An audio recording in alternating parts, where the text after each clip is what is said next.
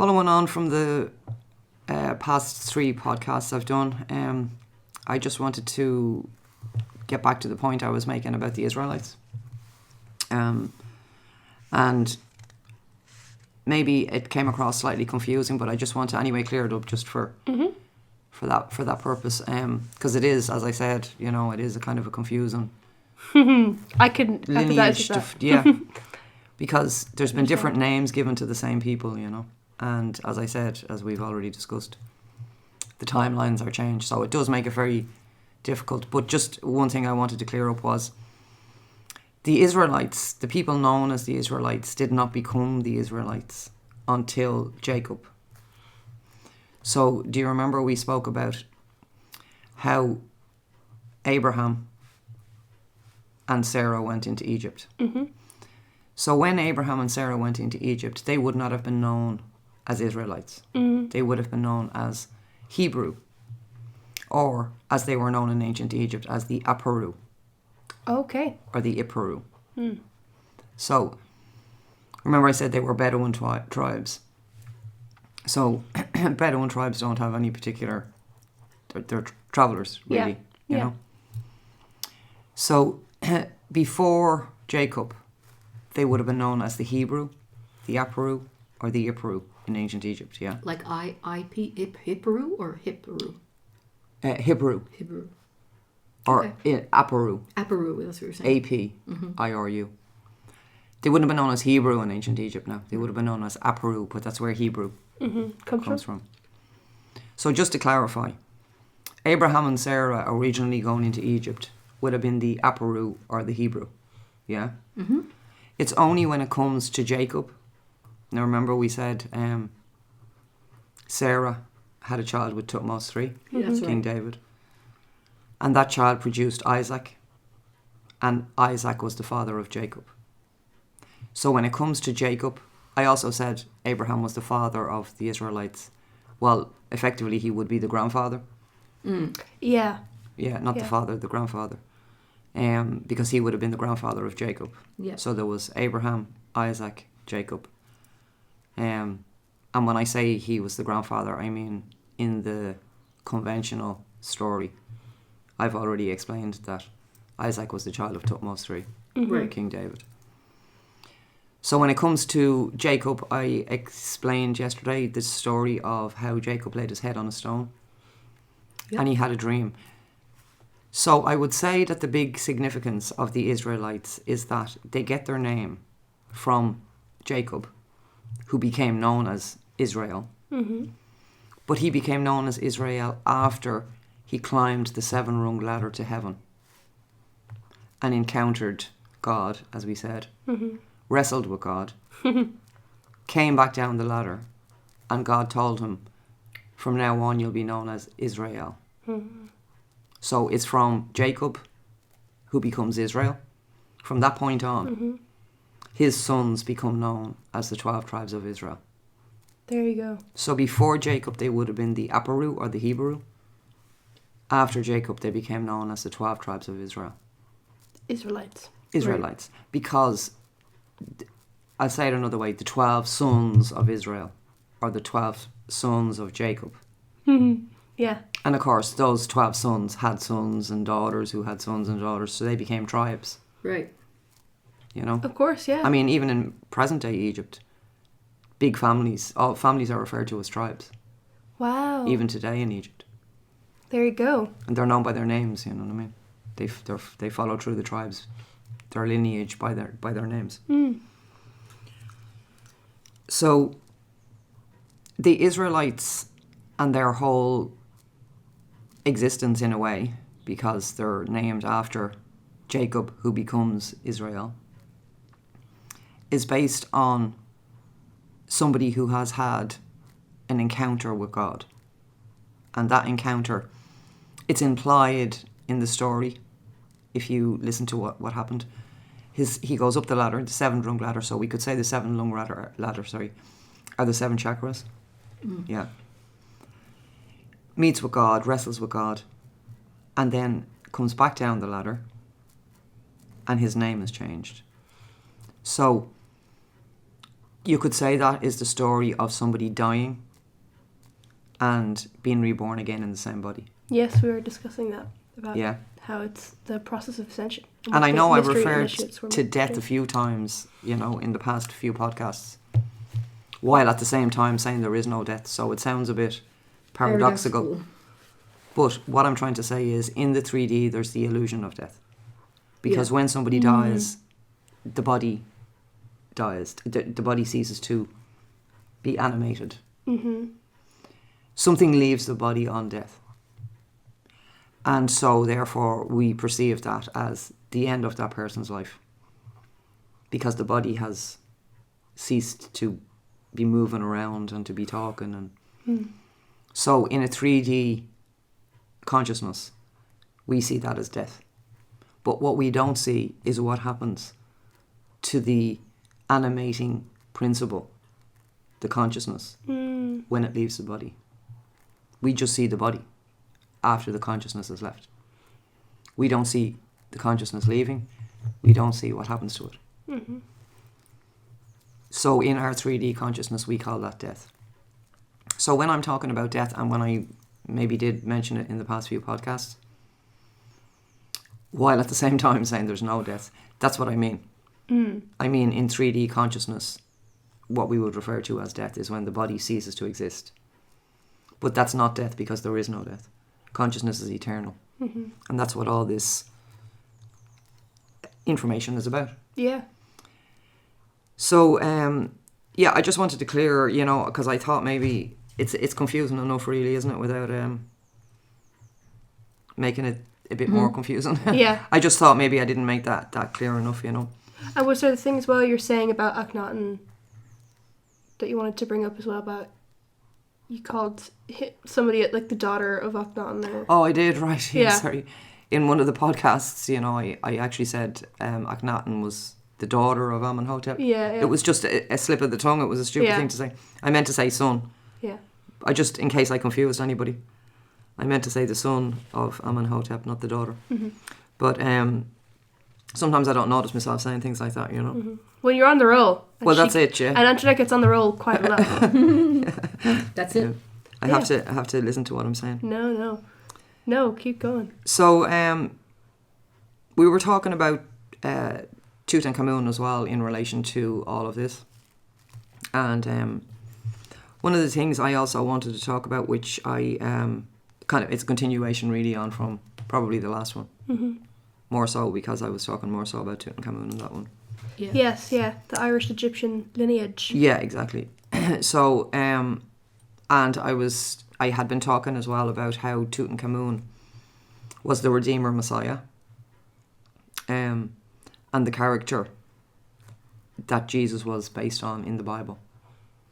Now, when I say Tutankhamun, okay, in my opinion, the character that Jesus was based on was a combination of Tutankhamun and Akhenaten. That's in my opinion. Mm-hmm. And there's a couple of reasons for saying that, but I mean, obviously I outlaid some of the reasons why Tutankhamun is the biblical character Jesus in the last podcast. Mm-hmm. And in the few before, I think I touched on it as well. And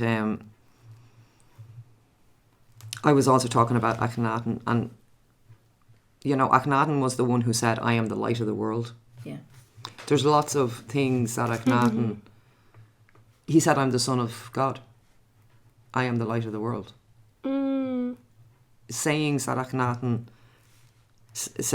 spoke, are sayings that have been attributed to Jesus. Yeah. Yeah. And one of the interesting things is that Akhenaten wrote the poem, the hymn to the Aten. Yes. That's right, yeah. Yeah. And that poem became Our Father who art in heaven. Wow. And if you read the hymn to the Aten, you'll see how the hymn to the Aten evolved. You'll see how it is Our Father who art in heaven. So, and so, just to move on to Tutankhamun and to talk about, I suppose in a way, a bit more, not evidence, just, you know, I'm not trying to convince anybody of anything, you know, and if people who are listening just listen behind what I'm saying, I'm not putting down any religion at all. What I'm actually saying is this is how rich all religions are. You know what I'm saying? Yeah. So, I'm not insulting any religion, because I'm saying, what I'm actually saying is, this is the information behind all religions. Yeah. You know? It's enriching. So I'm enriching it. My intention is to enrich and not put down, because I'm sure some people can see this as, I don't know, blasphemy or something, saying Jesus is Tutankhamun or Akhenaten, you know. But look, it's really all there, unless you just don't want to see it, you know. And in that vein, I'll go on to say what I was going to say. So the tomb of Tutankhamun, as everybody knows, is kind of, well, not everybody maybe, but a lot of people know Tutankhamun anyway.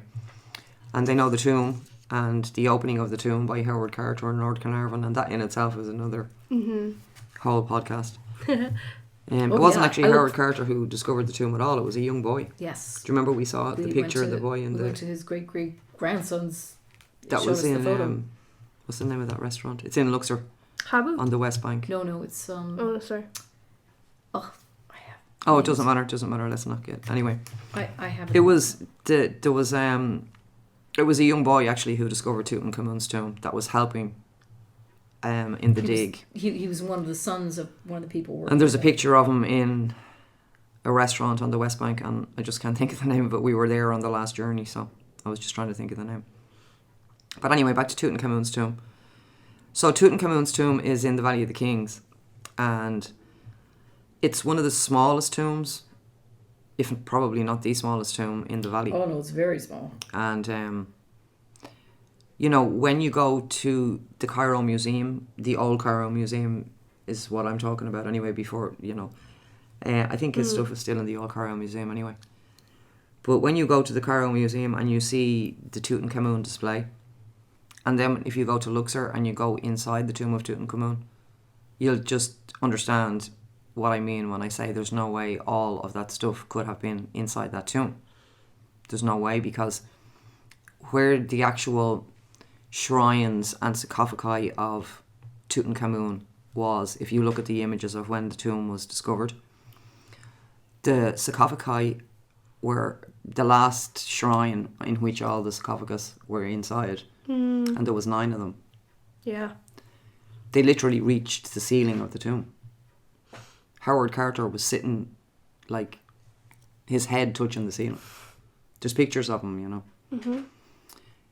So the tomb itself took up the whole area where, not the tomb, sorry, the shrines and the sarcophagus in which Tutankhamun was buried. Because it was a very small space. Took up the whole area of the tomb. Yeah. And so there was only a small area left for all these so-called things that came out of his tomb, which take up like 2 floors of the Cairo Museum. How did they get it all in there? It's crazy. Like, I mean, anybody who's visited the tomb will know that the tomb is so small.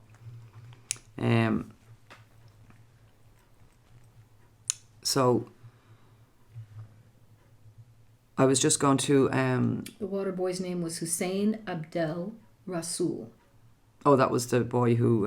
there was a boy who found Tutankhamun's tomb. Yes. Did you find out what restaurant it was? I'm looking for the restaurant now, but it talks all about him. Christine was just... she's on it. She was just checking the name of the boy. But, so the tomb of Tutankhamun and the image... what I would say now at this point is anyone listening who's interested in what I'm saying would be a good idea to get up an image of the tomb of Tutankhamun. And I'm going to talk about what's on the wall behind the sarcophagus of Tutankhamun. Tutankhamun is still inside his tomb. You know, his body is still inside the tomb. So on the wall behind the sarcophagus. If it is his body. You can't say that for a lot of the other tombs. No. But so the wall on the images on the wall behind, there's a lot can be said about those images anyway, but I mean the tomb itself is clearly, it was rushed, you know. But that's another thing in itself. Like, there's a lot of evidence as to show. I mean, the obvious thing is how it's not as ornately decorated as other tombs. There's like paint splash marks in it and things like that, which have given the idea that it was a rushed tomb. You know, so Rushed burial? A rushed burial, yeah. Mm-hmm. Well, the tomb was creation. He wasn't expected to die. Yes, that young. Because they would have a tomb prepared. Yeah. So it appears that they didn't have a tomb prepared for Tutankhamun. So they had to either use someone else's tomb. And finish it in a hurry. Yeah. You know. So this is the tomb anyway that he was eventually buried in, whether it was meant in the beginning for him or not. But anyway. So on the wall that I'm talking about is the wall behind the sarcophagus, and it's you would say the resurrection scene. Okay? Oh. So, for example, the resurrection of Jesus. Yes. Yeah. So this is what we're going to talk about here. So if you haven't got the image of Tutankhamun's tomb up and the wall behind the tomb, then it'll be hard for you to follow. So I suggest you get that up and look at what I'm... Mm-hmm. We have one here. On the right-hand side, you see a character holding up, like it's like a hook or like a kind of a hooked knife or something on the end of a stick. Yeah. But what that is actually for the opening of the mouth, to give the soul voice in the next world or the eternal world or the land of the Neter. Mm-hmm. So this is I performing the opening on the right hand side of the image as you're looking at it. The one holding that is I. Mm-hmm. And he is performing the opening of the mouth ceremony on Tutankhamun, who's the one standing represented as an Osiris figure. Yeah, in the white. Yeah. Mm-hmm. So behind him, you see another character reaching out to a female, yeah? Mm-hmm.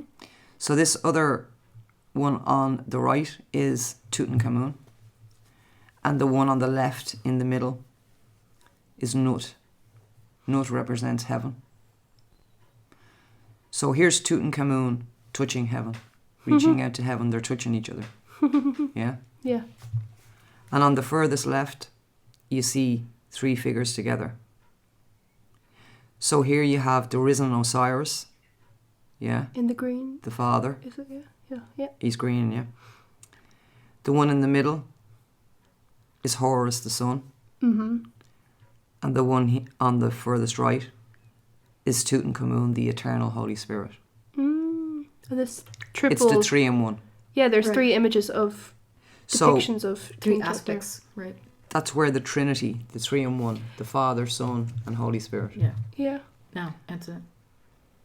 So, Christine just showed me the name of the restaurant. It's the Masam restaurant on the West Bank in Luxor. That the picture of the boy, they're related to the boy who originally found Tutankhamun's tomb. There you go. The people who own the restaurant. The story says he was on a donkey and a bottle of water, a jar of water broke, and he just happened to see it go down the steps. Revealed. What? There you go. Yeah. So basically, what I've described there on the wall of Tutankhamun's tomb is the resurrection.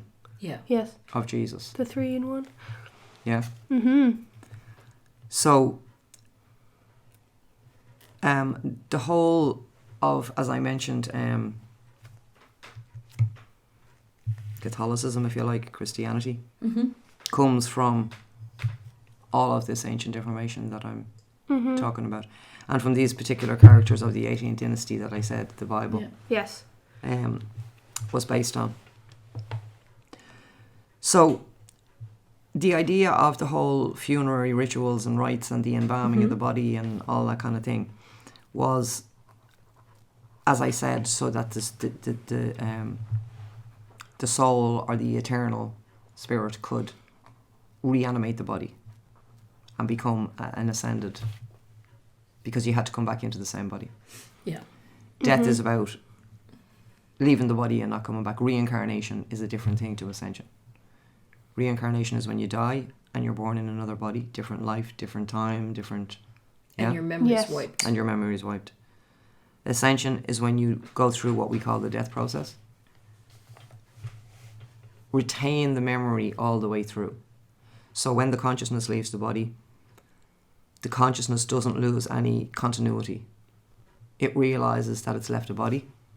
It realizes that it's in a different state of being. Yeah. And the reason for all the images, if you go into the Valley of the Kings, as in Tutankhamun's tomb, the images, including the pictograms and the hieroglyphic inscription on the walls, all of it comes from the book of Coming Forth by Light, the book of the Amduat, the book of what's in the Amduat. Collectively, the book of Coming Forth by Light is in different parts, but collectively, all the different parts is known as the book of Coming Forth by Light.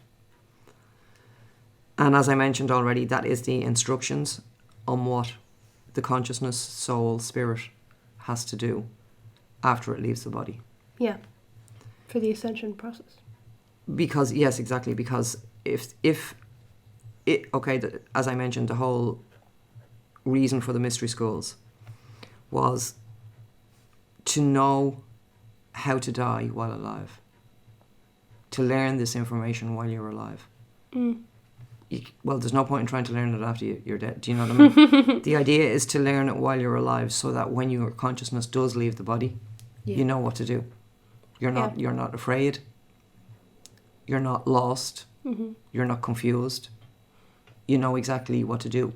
You know, because the death process can be and is very confusing for a soul that's not. Yes. That doesn't know this. A soul can leave the body. I'm interchanging the word soul and consciousness. Yeah. And spirit even. Yeah. I'm using those three words interchangeably. Yeah. Like they're the one thing. Yeah. The animating principle that animates all life. Yeah. That's what we're talking about. The intelligent energy that animates all life, you know. When that leaves the body, because it has been in a lower dimension, when it leaves the body, it is very confused, very lost, doesn't know where to go, doesn't know what's after happening, because it's now all of a sudden not in a physical body. Yeah. It's still conscious, it's still aware, it is consciousness, so it can't stop being conscious. So it's still alive, so to speak, but it's totally confused because it doesn't know what's happened. Discombobulated, like. So the idea of everything, the idea of everything in the mystery schools, all the information, all the teaching, all the processes, the fear, initiations, all of it, the fear is the one thing that you have to overcome. Because obviously the biggest fear is death. The annihilation of your own soul. Yeah. The not being anymore, not existing anymore. Yeah. That's the biggest fear for all people. Underneath all fears, that's the fear of your own non-existence, you know. And all of this information is to bring a light into that fear, because that is the biggest fear for anybody in the 3D. The biggest, from the minute you're born, you know, well, maybe not from the minute you're born, but at a certain age, you start to realise just this thing called death. That people do, like your grandparents did it. Whatever, I don't want to, but anyway, you see people in your family as you grow older. Yeah. And you start to realise there's this thing called death. And for many people, that becomes something like a terrible black hole in their future that they feel like they're racing towards. It can has very many different effects on many different people. Exactly. But the reason for all this information was so that people, while they were alive, could know absolutely, factually, by direct experience, beyond any shadow of a doubt, that there was consciousness after they left their body. And once that had been established, then they were given the instructions as to what to do, so that they weren't confused, they weren't lost, and they could proceed to the land of immortality. That's what the book of Coming Forth by Light is about. It's the instructions for all of that. So you would say that at one point, somebody had to go through that death process and come back and tell people about it in order for this information even to be here in the first place. So that is exactly what we're talking about here. Yeah. We're talking about a lineage of people who went through this process, who effectively died, went through the process of dying, who had been fully versed in all this knowledge. So they weren't confused, they weren't lost, they knew what to do. And they could choose at that point then to carry on into what's called, providing they had passed the 42 negative confessions and the weighing of the heart. They could then proceed on to the land of the Neter, as it's called. The Neter were the gods, but Neter really means nature. Or they could choose to go back into the same body and become an ascended master and continue on instructing other people in this information. Yeah. And when you choose to come back after having gone through this death experience, all the experiences you have in that out of body state that you bring back with you into your 3D body then takes, well, it depends on the person, but it takes time to unfold for the person then to realise who they are, what they've done, why they're here. And so in that way, this is how this information has been carried down. So it's like if you were going through a foreign land and you had somebody that said, I volunteer to go there first, see what it's like, and I'll come back and tell you about it. So that's what these initiates, masters, were doing. They were crossing the veil of what we call life and death. They were encountering and experiencing all the information, everything they would learn, every experience they would go through. Have the realizations and the knowing. Once you leave the body, you're outside 3D time. You're back in creator consciousness. So, very much like a shaman. Yeah. Which is really, it is the same thing. Yeah. So then those ones who chose to come back into the body, the same body, were the ascended masters who carried on the mystery schools. So you can see how important the lineage of the people that I'm talking about is. And it's really important for the time that we're in now. And I said, I think it was in the first podcast that, you know, we've all seen the kind of accelerated evil in the past 2 years. Oh, yes, yeah. Well, I actually meant to say 3 years. I meant to say since 2020, you know. And I think we all know what I'm referring to there, what happened in 2020. And since then. So we've really started to see this archonic dark net accelerate. But also what you're seeing is people clearly been able to see it. Yeah, exactly. More and more and more. So this is really the apocalypse, the revealing. Yeah. This time now. You know, I said before on a video we did at Tara one day that it was said that it was a 10-year window from 2012 to which 10 years would bring you to 2022. When humanity would pass through what was called the time of no time. Yeah, time of no time. And when they would come out after it, within that time of no time, everybody was making a choice. Whether to remain in the 3D or whether to ascend. I'm just putting that simply. Yes. And by the end of that 10-year period, which would bring you to 2022, all souls made a choice. Either they wanted to repeat 3D or they wanted to ascend. There's no judgment. Yeah, exactly. It was just a choice. Everybody gets there eventually. It's just a choice. So wherever you are now is where you chose to be. That's it. But from now on, that for anybody who has chosen the ascension timeline, if you like, that archonic energy, that dark net is over. It's gone. It's over. Yes, what we're witnessing now is a collapse of that energy. And this is where, when I was talking about Heka, Saya, and Hu, you know, divine magic, divine wisdom, divine word, and divine utterance. We now have the ability, we always did. It's just we're in now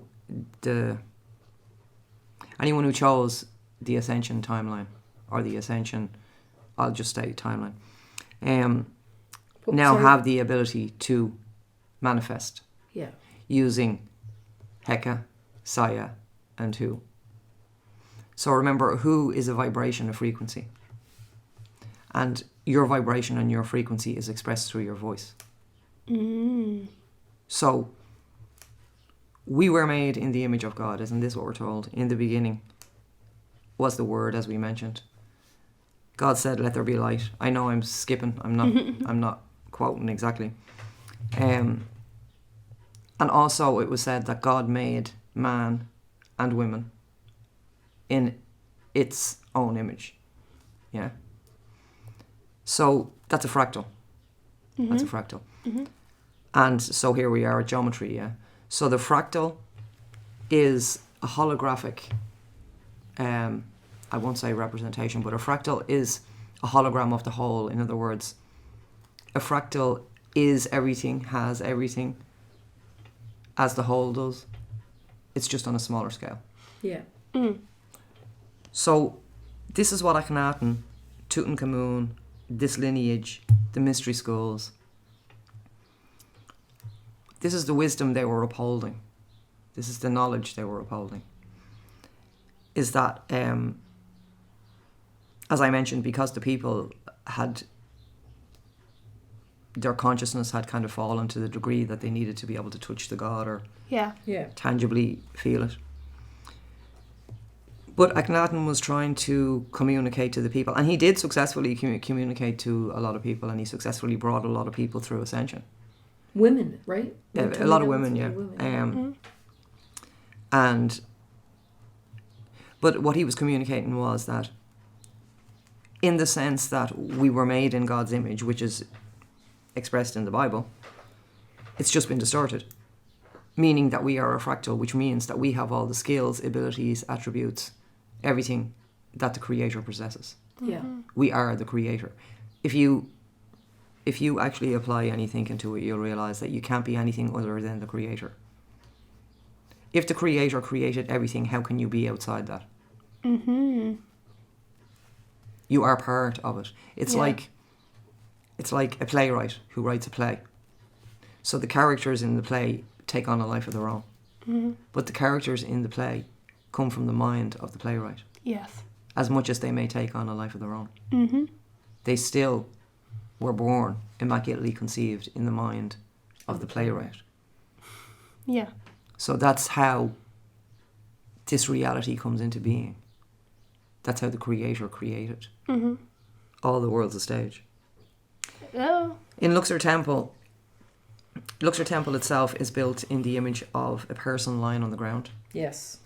And the temple was built, dedicated in a way to the conception, birth and growth of the divine, immaculately conceived child. Yes. And this is a podcast in itself, so I'm not going to go, I'm just saying it as a statement, if you know what I mean. But in the temple, in the part of the temple that relates to the head, and in particular the area of the third eye, is where the conception of the divine child takes place. So, when it's said that we were created in the image of the Creator, in other words, humanity, man and woman, what it's stating is that as the Creator created, with the only substance there is, the only substance there is to create is thoughts, which make a sound. Yes. We were discussing this, which create the light, which create the reality. The vibration, the frequency, the light, yeah. So, there is only one substance to create with, and that's thoughts and ideas and collectively consciousness. Yeah. So, it's the movement of consciousness, and movement of consciousness is thought, idea. It's the movement of consciousness which created the vibration, the word, which created the light. Remember? But what came before the word, the movement of consciousness, the thought? So for the thought, you had to have wisdom. Yeah? And to make that into something is magic. So before the word, which is who, divine word, divine utterance, you have wisdom and magic, Heka and Saya. this is just another way the mystery school initiates would be taught how what we call our reality came into being. Because what we call our reality is not a solid substance that's, excuse the pun, written in stone, Yes. unchanging, Yeah. That we have no control over. Most people feel they're like a cork bobbing on the sea. Just going Life like happens this. to them. Yeah. Things happen to them.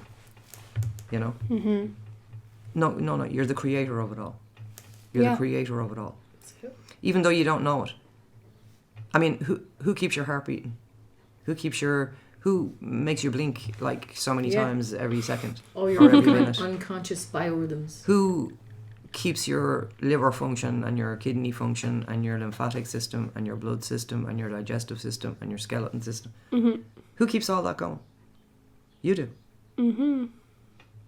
But you do it unknown to yourself. Yeah. You do. You see, this is what creation is. Creator moves so far away from itself that it forgets itself. And then it goes on the journey to find it again. Yeah. Like the hero's journey kind of thing. Yeah, exactly. And often people might say, why? Because that's creation. That's how creation happens. If that movement stopped, then there'd be no creation. Yeah, exactly. There'd be no life. There'd be no...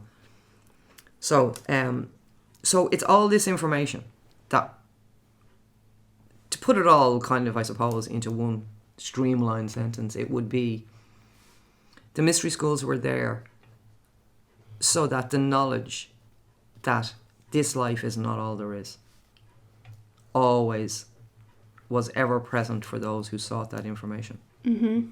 Because it's when you think that there's nothing more than this life, that's when you lose everything. Yeah. It's very easy to fall under the sway of the Archon energy, which is lies, deceit, manipulation. And that Fear. doesn't mean that you're just subjected to the lies. You can become the liar, Yeah. the manipulator. And the Archon energy, as I mentioned, doesn't just attack you from people around you. It attacks you from inside out as well. Yeah. Yes. Because when you're running that negative dialogue that's telling you you're this, that, the other, no good, all of this, that's that Archon energy. Mm-hmm. You are creator. You are the creator. Collectively, we are the creator. That reminds me of the first podcast, Breaking the Spell. Like to Yes, become aware that it's like people who are unconscious of what the metaphysical reality is. In other words, being aware, their consciousness is being sucked into the programs of the archons, right? Like, in other words, movies, films, things. They're getting all these amazing creator beings to create their reality because they're unconscious. Does that make sense? Yeah, absolutely. Yeah. Absolutely, yeah. So, it was to communicate, as I said, that death is a process. It's a transmutation. It's a movement from one state of being to another. Like, for example, ice melts into water. Yes. It's not gone. No, yeah. It hasn't disappeared. It hasn't ceased to exist. Energy can neither be created nor destroyed. Exactly. It just changes form. Mm-hmm. Yeah. So if we can compare what we call our solid reality to ice, or our solid body to ice. So what we call death is when the ice melts, when the solid body ceases to exist. Away, yeah. Mm-hmm. We call that death. But we know that when ice melts, you have water. What we don't see when the body melts, like the ice comparison, we don't see the water. Yeah. So we don't realise, so we think there's nothing after that. So all this information was left to communicate actually and factually. And what I mean by that is that the person communicating the information has to have walked the walk, talked the talk, and gone through the death experience and come back into the same body. Otherwise, they're not qualified to speak. Mm-hmm. And once that process has happened, all you can do as your mission in the 3D, your only reason for being, is to continue to communicate this information. Yeah, to be a teacher or master. Why do you think I'm doing this? Yeah, exactly. Don't forget my whole journey started with a motorbike accident. Yeah. That's right. You are the mission keeper. So, you know, I just want to kind of tie that together with what I was talking about Ireland, you know, because Yeah, how does that connect to Ireland? well, Ireland plays such an important role in the now, if you know what I mean. In you know, it is called the Emerald Isle, and collectively, all this information is also contained in what's known as Hermetic is the Greek word, but the Hermetic texts, which in ancient Egypt, Hermes was known as Thoth or Jehuti. And Thoth is really Heka, Saya, and Hu rolled into one being. Ah, that's because great. It says Thoth is the god of magic, the god of writing. Mm-hmm. It's he who sung the universe using the sound of his voice into existence. Mm-hmm. So vibration. He's the wisdom keeper of the master of the mystery schools. Mm-hmm. He's the man. He's the wisdom keeper. Yeah. So you would say Thoth is Heka, Saya, and Hu in one. He's the one. He embodies all those three. Wow. And when you embody, uses sorry, 19, Christine. right? Oh, go ahead. That's right. Yeah, you have the Emerald Tablets of Thoth. Yeah. And when you embody all of those three, you are at the level of consciousness, because you can't embody Seka High. You can't understand these concepts and embody these energies until you, in actual fact, the act of understanding these concepts, the act of embodying these energies is what raises your consciousness to the level of being able to create what's called Mat. Yes. And Mat is truth, equality. We spoke about this already. Yeah. And one of the things I didn't actually say was the name of Akhenaten was always written with a quote, we could say, underneath his name. And that was Ankh on Mat. Ankh on Mat. A-N-K-H, separate word E-N, separate word M-A-A-T. Ankh on Mat. And that means eternal life in truth, in justice, in equality, in love, because remember, Mat represents truth, equality, justice, love. Mm-hmm. So everywhere underneath his name you would find that inscription. Ankh on Mat, life in eternal truth, or eternal life, because Ankh means eternal life. Eternal life in, you can say truth, love, justice, any of those words. Remember, the fall came. You could say the fall came when the first lie was told. Yeah. When was the first lie told? In the Garden of Eden. Mm-hmm. When Adam and Eve were tempted Mm-hmm. with the apple, remember? From the Yeah. tree that they weren't meant to eat anything. Mm-hmm. Knowledge? There was the tree of Knowledge good and is- evil, yeah. and the tree of, what was it? Tree of life. Tree life. Okay. How did I forget that? The tree of life and the tree of good and evil. But anyway, they were told not to go near those trees. They could have anything else, but don't go near the trees. So what did they do? Go near the trees. But anyway, so they're lied to. Somebody is lying Yeah. in the Garden of Eden story, because one person, the Lord, and that's another interesting thing. So all along we have God, you know, and then when it comes to the creation of Adam and Eve, like before Adam and Eve, it's all God. Yeah. In the beginning was the Word was with God. God said, let there be light. It's all about God, Yeah. Yeah. right? and Up then until it's- Adam and Eve. Then when it comes to Adam and Eve in the garden, Yeah. now suddenly we have the Lord. Yes, exactly. So who's the Lord? Because he's obviously something different to God. Yes. Yeah? Yeah. Because the Lord is now talking to them. It's not God anymore. So Adam and Eve are in the garden, and the Lord tells them, don't go near any of the tree, don't go near the tree of good and evil and the tree of life. But anyway, the woman is tempted by the serpent. But the Lord tells them, if you eat of the tree, you'll surely die. Yeah? The serpent in the tree tells them, the Lord is lying. If you eat of the fruit, you will become like gods. That's it, exactly. Mm-hmm. Yeah? Somebody is lying. Yeah. Yeah. Who's lying? Who's lying? Is it the Lord or is it the serpent? Mm-hmm. Okay. Could it be I think it's the Lord. Well, Adam and Eve ate of the Cast fruit. your votes. Yeah. So somebody was lying. It was either the Lord or the serpent. I think the Lord too. Because it's not well, God. It's not clearly God. pointing out something. But Antoinette's well, saying we it's are not supposed God. to be. Well, okay, let's reason this out. We're supposed to be the continuation of Adam and Eve, yeah. Right. So on the one hand, the Lord said, "Don't eat of that, or you'll die." Right. On the other hand, the serpent said, "Eat of this, and you'll become like gods." So we're the descendants. Are we like gods? If we're created in the image of God. We can become. Yeah, we can become. We've been tricked again. You know. I you know, I'm not going to say who isn't like. It's like I know. you know that is it Tweedledum and Tweedledee? You know the story? Oh yes, yeah. They The brothers represent- who one always tells the truth and one always lies, and one says I'm the one who tells the truth, and the other one says no, he's not. He's the liar. So I mean, it's like Yeah, you don't know. it's this. Yeah, exactly. The chicken or the egg. I read an interesting article. chicken. Tweedledee and Tweedledum represented by Cameron Mine. Yeah, Do you see what I'm saying? yeah, yeah. Male and female energy. Oh yeah, it's all about the Move male and truth, female. yeah. Even Adam and Eve is about Yes, the male and yeah, female energy. And the fruit of the tree, of course, the tree of life is part of the geometry. You know. That's exactly it. Yeah, Yes. very good. Which comes from Metatron's cube. Woohoo! It's all encoded. So if we look, for example, just what Christine was saying there, a good point. If we look at, you know, the word universe. Yeah. Yes. So uni means one, yeah, or single. And a verse is writing arranged with a metrical rhythm. Ooh. Okay, which means not metrical, but like the rhythm having a rhyme. Yeah. There's a meter. So metrical means involving measurement. Yeah. Yeah. So the universe is one writing, yeah, Yeah. arranged with rhythm involving measurement. Whoa. Yeah. Yeah.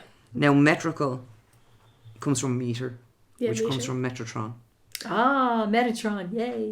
Metatron and Metatron's cube is the final stage in our flower life geometry. Yeah. And Metatron is another name for Thoth. Yes. Yes, the one who sung the universe into creation. Exactly. Now, And it the wasn't tablets of Atlantean. Thoth, of course, were the emerald tablets. Yes, the emerald emerald tablets of Thoth. Yes. And of course, Ireland is the Emerald Isle, Mm-hmm. And the Isle of Fire as well, right? the Island of Flame. Flame. Yeah. So, Ireland is the Emerald Isle. So, there's another piece of evidence as to how this information came to Ireland. Mm-hmm. You know, a lot of people will say it's called the Emerald Isle because of everything is green. You know, Well observed, but But- also no. Quite literal. It's well, okay, yeah. I mean, we can say it's to On do the with that, but face. it's about the Emerald tablets, and we said about the tablets that were contained in the Ark of the Covenant that Tefi brought in. Oh, here comes a Tara connection. So they're also the Emerald tablets. They were also known as the Emerald tablets. Yeah. So the information in the Book of Coming Forth by Light, and the Emerald tablets, and the books of Thoth, Yes. it's the same. It's different names for the same Yes. Exactly. thing. And the stone that Taya brought in was the stone that Jacob, who became Israel, That's right. had this transmutation of going through the death process, meeting with God, consciousness, himself, itself, Yes. coming back down, in other words, coming back into the physical body, Yeah. and then the name change. The name change signifies that he was reborn as Israel. That's it. So the descendants from there on in are the descendants of an ascended master. Now I know that's not the story that we hear Yeah. in today's thing Of about course.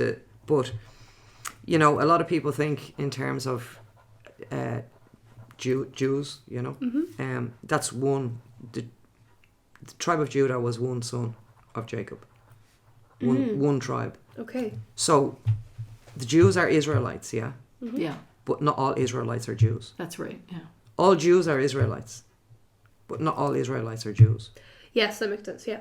Because Judah was only one of the sons of Jacob, Israel. The 12 tribes.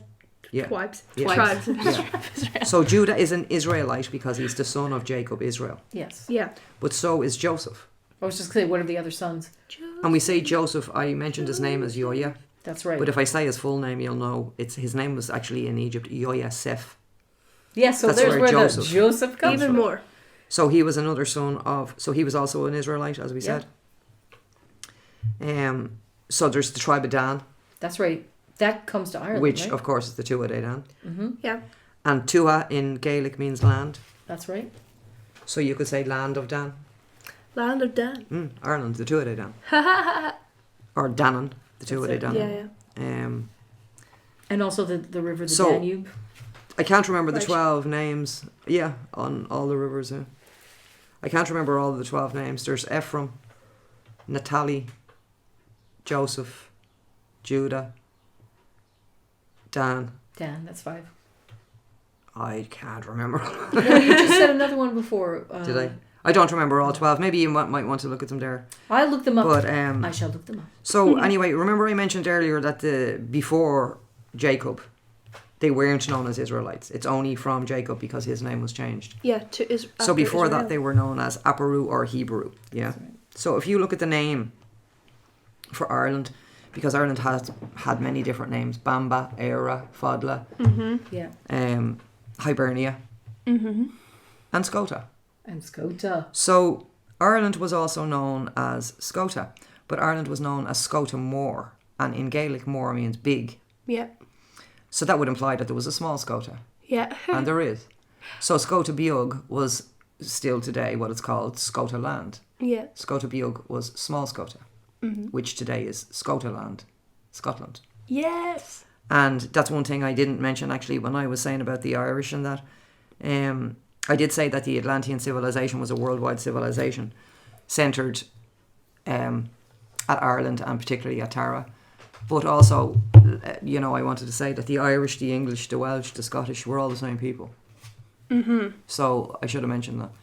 So I don't want to make a distinction between Irish and English and They're all the same family, basically. Right? well, there's slightly intermingled, but there's the lineage that goes through a certain lineage that of Irish, English, Scottish, and Welsh, and they're all from the same Branch. lineage Yeah. I understand. that we're talking about. So I mentioned that the daughter of Akhenaten and the sister of Tutankhamun or Tutankhaten is buried in County Kerry in Tralee, and her name was Scota. So Ireland was actually named after her. Scota Land. She must have been pretty important to name, To name a the whole country country after. And it says that she had, I think it was 6 sons she had, and Ireland was divided Into her, for her sons. for her sons and given the names. But all of Ireland also, I mean, one of her sons was Hiber. So you think of Hiber, Hibernia. Hibernia. Yeah. Hiberno English. Yeah. Yeah. So Ireland was named after Scota herself, but it was also named after one of her sons. Why this son? Why this son? Yeah, well, all her. Well, Hiber, his name was Hiber, so Hiber is where Hebrew comes from. Hibernia. The Aparu carries the Of course. original name before they became Yeah. the Israelites. Yeah. You know. And who are the Hebrew? If you look into the language, as we said yesterday, between Hebrew and Gaelic, there's a good couple of books I would say that people could read if they're interested from Conor McDarry. Oh, yeah. And Very good. he talks about Hebrew and Gaelic, but you can do a Google search and find information on Hebrew and Gaelic. You know, Gaelic being the original language. Yeah, of course. So that would mean, really, then the Bible is an Irish book. It was written in Gaelic, and this is what Conor McDarry writes about as well. In fact, the title in one of his books is "The Bible, an Irish Book." So, and you know, again, you mentioned it, I think, in one of the other podcasts about Ireland being the land of saints and scholars. I did, yeah, because that's a Well, this is a why well-known term about why Ireland. Ireland has always been known as the course. land of saints and scholars. This is why Ireland has always been known for its wisdom, its knowledge, and why we are literally everywhere in the world. exactly The Irish are literally everywhere in the world. literally everywhere in the world. This information is in our DNA. This information of who we are and Yeah. what we are. And really, if the Irish wake up, we can change the world. Yeah. They have the ability. They have the DNA for the they have job. it. And yet, for the most part, you know, they're being black magicked. Oh, They're under absolutely. black magic's The archons are reigning hypnotic spell. supreme. But if and when I'll say when, the Irish wake up, when their higher self-knowing is activated, We should say it'll be over in an act, you know. It already is. It's just it has to evolve in time, you know. Yeah. Exactly. Everything happens now, so it's already been done. It 3D just has to timeline evolve is in the the only 3D. problem. So, as I mentioned, there was many ways that this information was distorted, and another way I just wanted to talk about was in terms of calendars. Oh yeah. So, Oh, yeah. now we have a calendar that's 365 and a quarter, 365.25 days. Mm-hmm. So, I mean, where does like a quarter day come from? Do you know what I mean? You can't have a quarter day. So that's why they invent leap years, which basically means that the calendar is not accurate. If you have to invent a leap year, you know, to add up, like every 4 years there's an extra day. But that's the 0.25 days every year for 4 years, all added up into one day. That's just like, that's not a natural, organic cycle, Yeah. you know? Yeah. So in ancient Egypt, they had a calendar. And also the calendar we use, we think we use, is the solar calendar. Yeah? Mm-hmm. So in ancient Egypt, they had a calendar that it had 10 days in a week, 3 weeks in a month, and 12 months a year, which was 360 days a year. Mm. So what's a circle? 360 degrees. Exactly. Yeah. So if you can see, that would be, even though time still is a mental construct, 360 days is actually the upright jed, if you remember. Mm-hmm. I mentioned that the jed symbolizes many things. It symbolizes the fall of man because it's tilted at an angle. Mm-hmm. But if you look at the jed pillar and the whole ritual of raising the jed, which is what took place in Abydos, where the flower of life symbol is found in the Assyrian temple, Yeah. that's where the raising of the jed took place. At that place. So the jed is raised from a tilted angle to an upright angle. Now, in this instance, the jed relates to many things. I said it was the backbone of Osiris. It relates to many things. It also relates to the axis of the earth. So the tilted axis as opposed to the upright axis. Mm-hmm. If you look at like a gyroscope, a child's toy, when you press it and it spins around, you know, one of those toys. As that toy slows down, it starts to tilt at an angle. Yeah. And it starts to wobble. Yes, Yeah. That's what happens when something is revolving on a tilted axis. Okay? Yes. That's the dark net I was talking about. That's the fall of man. That's the visual of the fall of man, of the dark net. It's tilted off center. Yeah. Yeah? Like the earth is. Exactly. It's off center.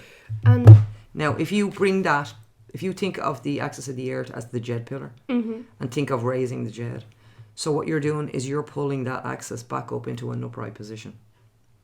Now, if you look at a gyroscope, the toy that we were talking about, and you press it when it's in an upright position, right? It spins really, really fast. Yeah. And it doesn't wobble. True? Yes, that's true. So if the axis of the earth was in an upright position, it would be spinning faster than it is. And there'd be no seasons, right? It's the spin of the earth that creates the consciousness. That's it. And the level of consciousness, not creates, dictates the level of consciousness of everything that's living on it. Yeah. Everything that's attached to it. Yeah. The earth is a living being as well. Of course. So when the earth raises its consciousness, okay, Yeah. and raising the jed, bringing the tilted axis into an upright position, is the ancient Egyptian mystery school visual of bringing everything back into the organic net. And that was symbolized by the calendar that they had, which was 360 days, which means the axis would be upright. Yeah. Yes. The 5 1/4 days came when the fall happened, Yeah. when the axis was tilted. Yes. So there's another story in. Go ahead. Sorry. I was going to ask about, so the fall of man, according to the Bible, is when they ate the apple, right? Yes. So I was just thinking that's They were kicked something out to of the do garden. with that Garden Yeah. of Eden, which would be equal to equal now. Everything So Yeah. in balance. the Garden of Eden is when it's upright axis and it's spinning fast. And Before it's they got the apple, yeah. Yeah, I know. Before I they just, ate the apple, where nobody was eating animals, where everyone was living in harmony. And the Before they earth ate itself at had all. no It's not about seasons. eating animals. It's about eating at all. Yeah, because No. when you're in There's higher consciousness, you don't need to eat. That's right. So People who I get just their wanted to energy like from clarify that for myself, but no, that's fine. from the sun, you know. Yeah. Sun gazers, you know, they don't need to eat. So there's a story in. That's what Akhenaten was. That's it. Yeah. His- And misconstrued. His temples were always left with no roof. That's right. All the other Egyptian temples were roofed, but when Akhenaten built his temple in Tel Armana, it had no roof, so the sun was shining in all the time. But it wasn't the sun, as I mentioned, the atom, the consciousness yes, that's carried in the light. of the sun. Yeah. Yeah. Not the Ra. Not Ra. No, Ra was. It says in the there's creation stories as there is all over the world in every culture. Yes. And in Egypt, it talks about the mound of creation. Remember, I was talking We about were the talking- Edfu building texts and the mound of creation, like the mounds that we have in Ireland. Mm-hmm.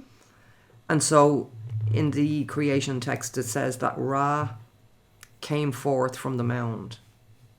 Yeah, the sun was the first thing. So you had the waters, and then you had the mound so that was kind of the first land. Mm-hmm. Yes. This is one of the Egyptian creation stories. First of all, you had the waters of chaos. Yes. Then you had the mound that arose from the waters. Nun. Then Nun was the waters. Yeah. Then you had the mound that arose from the water. Then you had Ra, the firstborn, who was the sun, who went into the sky to give the light. Mm-hmm. Yeah.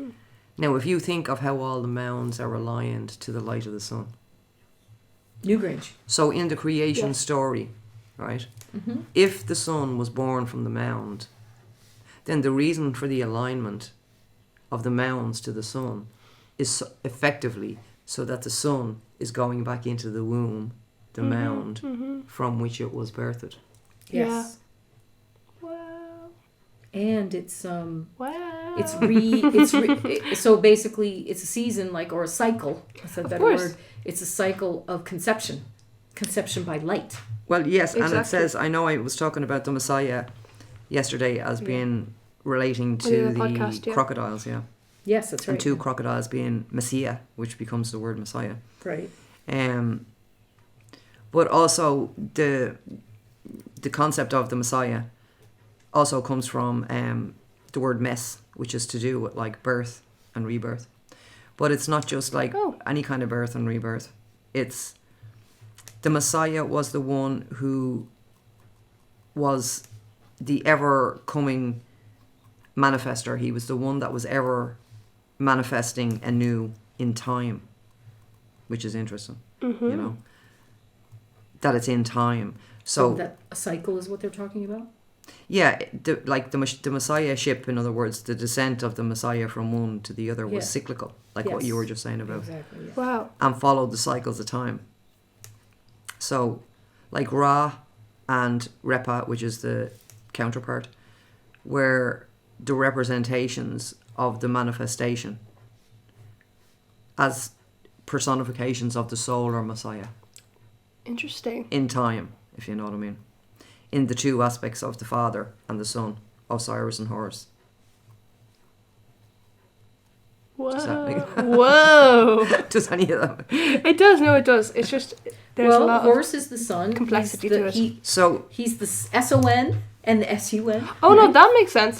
So as I Osiris mentioned, is they had nature. 360 days. yeah, Yeah. yeah. So the remember, calendar. they were keeping to this organic net. we'll say, yeah. And in order to do that, they were keeping everything in as there's 360 degrees in a circle. Yes. So 365 and a quarter. You can see is what? off center. That's not, Purposefully. you know. purpose. Well, it's 360 is balanced, 365 and a quarter is not. yeah. You know what I mean? Well, the whole point is consciousness fell, right? So they weren't capable of understanding or knowing that or being in harmony. Or They were balancing. like, "What day am I?" So it Who am talks in ancient Egypt. It kind of gives you a story as to how this happened. So it says that, you know, where did the extra 5 and a quarter days come from? Yeah. Where did they get them from? So it says that Ra cursed Nut, who was heaven. Yeah, What? the sky. Some people say it's sky. Yeah. Ra cursed Nut and said that no children of hers could be born on any day of the year. Now we have a story, something similar, connected with Thoth in Ireland, about the sun being made to stand still Yes. because the workmen couldn't finish till the sun set, Oh yeah. and Bress made the sun stand still, so the workers kept on working because they couldn't, they weren't allowed to stop work until the sun set. So Bress, using magic, made the sun not go Stand down. Yeah. So they just kept working and working. They were working for ages, Yeah. thinking it was the same day. Yeah. The sun never that set. happens a lot in Irish. I was just in going to say Irish- that's like not an uncommon in thing for Irish somebody mythology. to stand still. Sure, I did that the other day. What do you mean, day? But I'm just saying it's similar. Yeah. It's similar to the story Of that story. of Thoth. So Yes. where did the extra 5 and a quarter days come from? When in this ancient wisdom, which, as we said, came from Atlantis. Yeah. How come we went from the 360, which is perfectly balanced? It's a circle. There's no more Yeah. balanced structure in nature than a circle. It's the most balanced structure in nature. So where did we get the 5 and a quarter days from? Yeah. So in ancient Egypt, there's a story told about how Thoth played dice with the moon. Yes. Oh yeah. Now, it says something interesting because it says that the moon had so much light of its own, it had its own light. Ooh. We're told that the moon reflects the light of the sun. Exactly. But in ancient Egypt, in this story, it says that the moon has its own light, and it had loads of light. Wow.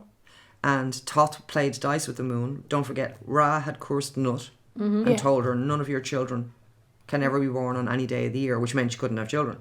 Yeah. Nut was heaven. Yeah. Yeah. Right.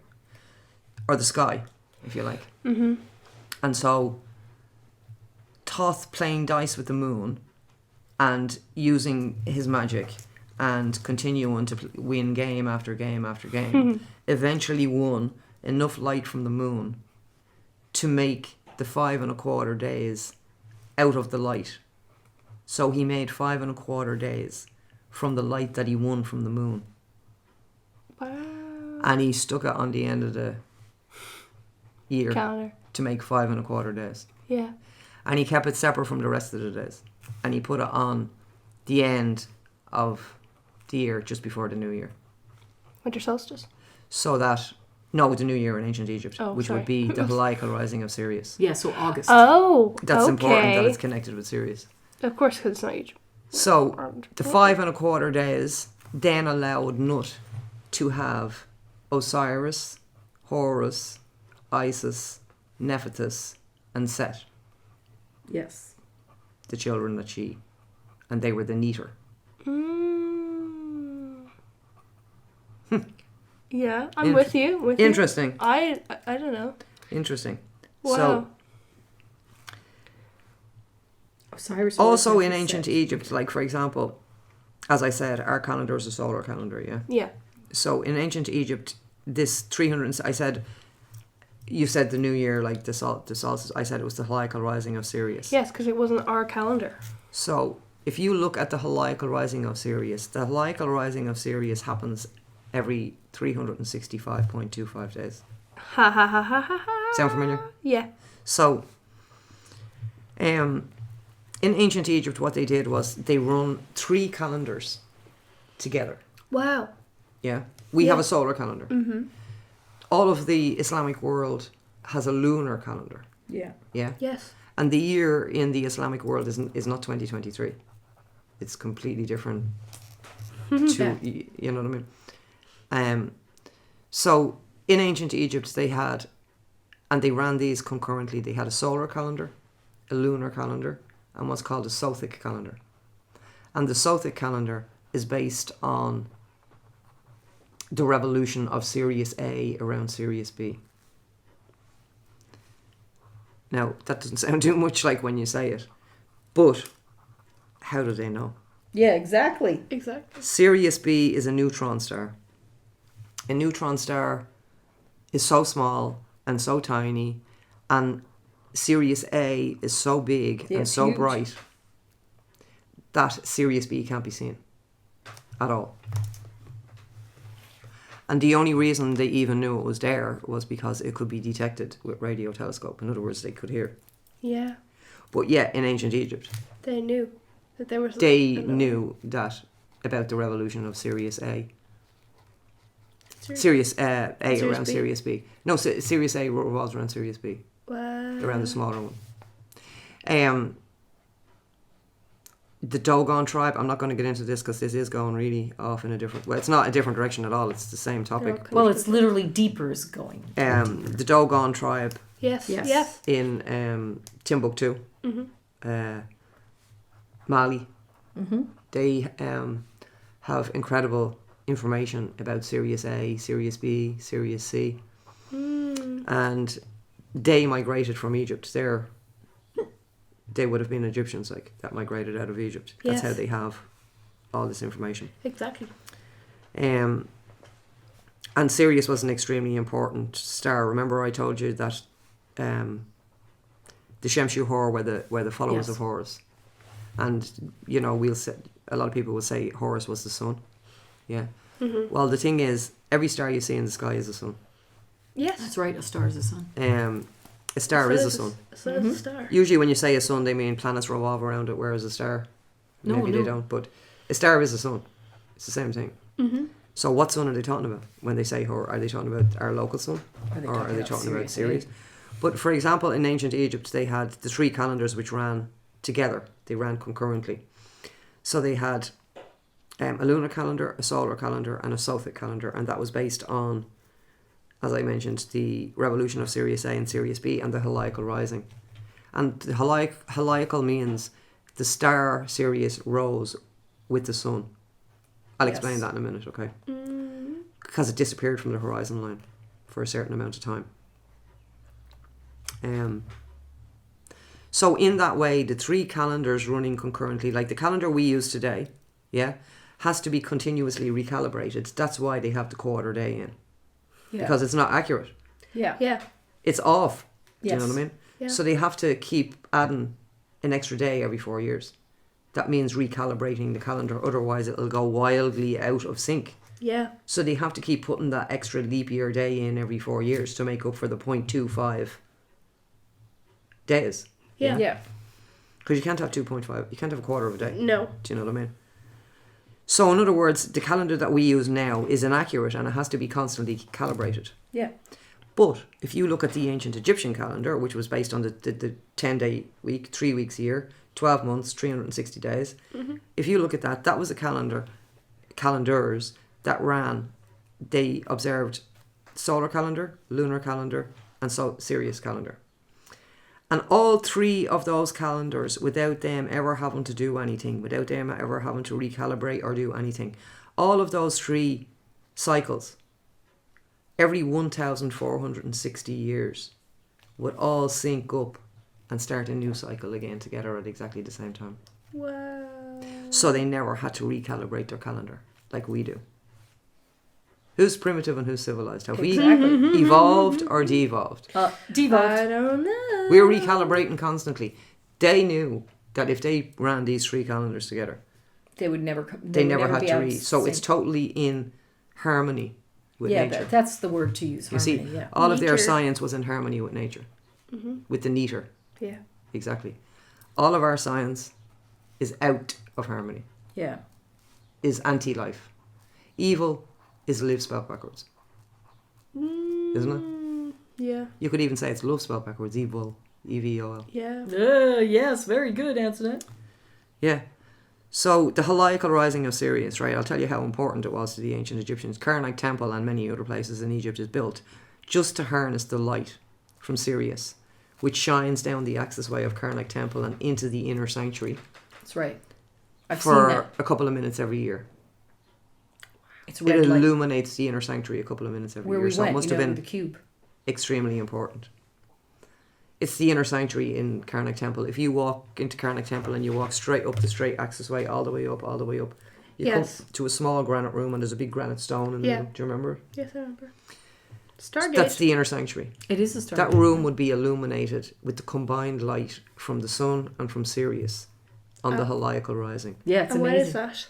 Sorry? When is that? In It was August? the heliacal rising signified the new year in ancient Egypt. Mm-hmm. And I think it was around June or July. Okay. July or It changes because of August. precession Depends. Of course, yeah. as time goes by. But the light is red. The light I've is seen red. pictures. The The light's combined light from saturated Sirius and the red. sun is red. So the inner chamber, having been in darkness all year round for 2 or 3 minutes, 4 Yeah. minutes, Turns red. once a year would be illuminated in this red light, which was the combined light from our sun and from Sirius. That's very cool. Now, Isis in ancient Egypt represents Sirius. Osiris represents Orion. Yeah. And we think Isis is also, it says Isis is the mother of Horus. Yeah. Mm-hmm. Which is our sun. So if Isis is Sirius and Horus is our sun, what's that saying? That's saying Sirius is the mother of our sun, That's it. Yeah. isn't it? Ooh. So. Yeah, it's very interesting. Yeah. You know, there's a whole thing about Sirius being the spiritual sun behind the sun. Anyway, that's a whole other thing. Oh well. The ghost in the machine. But one thing I wanted to say is that the heliacal rising means that that Sirius rises above the horizon line Yes. with our sun. Okay. Why does it do that? Because every year Sirius disappears from view. Yeah. So in the northern hemisphere, where Egypt is, where Ireland is, in the northern hemisphere, when you're looking up at the sky, for 70 days every year, you won't be able to see Sirius at all because it's below your horizon line. You won't be able to see it. When Sirius rises again, after being disappeared from view for 70 days, yeah, it rises in the morning at the same time as the sun is rising. That's a heliacal rising. Whoa. Now, the process of mummification took 70 days, There you go. based on Sirius being Yeah, disappeared for exactly. under the... Because, let me tell you, do you see when Sirius disappears below the horizon line? That's called the duat. Yeah. Yes. When the sun goes down in the evening and you can't see it anymore, it's gone down under the horizon line. The ancient Egyptians called that the duat. And they said that the sun journeyed for 12 hours of the night Yeah. through the duat until it rose again in the morning. The Son of God. All right? The Son of God journeyed through the underworld. 12 hours, 12 apostles journeyed through the underworld. 12. The sun. That's it. And then rose, reborn again. Yeah. The reborn Son. That's it. So, Whoa. the star Sirius in ancient Egypt was extremely important, and this August. all connects as well to the Great Pyramid. All this information is encoded in the Great Pyramid, in many different ways. But as I was mentioning, the mummification process took 70 days. Now, when the mummification was complete, the mummy was known as a Christ.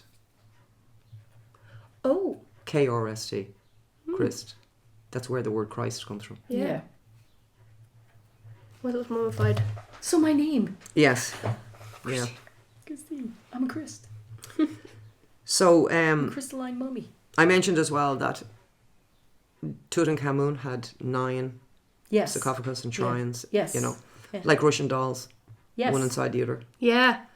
I also mentioned that 9 was the number of completion. Yeah. No. Yeah. Reason being, there is, in a 10-base counting system, there is no number 10. That's right. There's only 0 To 9. to 9. Okay? If you add all the numbers 1 plus 2 plus 3 plus 4 plus 5 plus 6 plus 7 plus 8, it adds to 36. 3 and 6 are 9.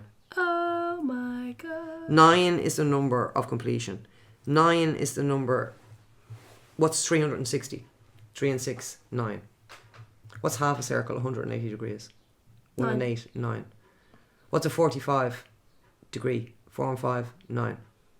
All of the dissections of a circle add up to 9.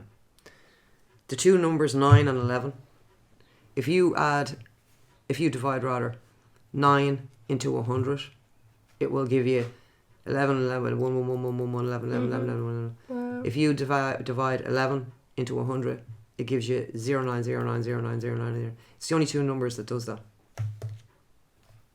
Wow. The 11 yields the 9 and the 9 yields the 11. Makes you think about 9/11, doesn't it? It does. Yeah. Well, it makes you think about the fact that the 11s are portals and 11, doorways, yeah. you know? The two numbers. Mm-hmm. So if you think of geometria, in other Yes. words, like the geometry, underlying the geometry is numbers. Yes.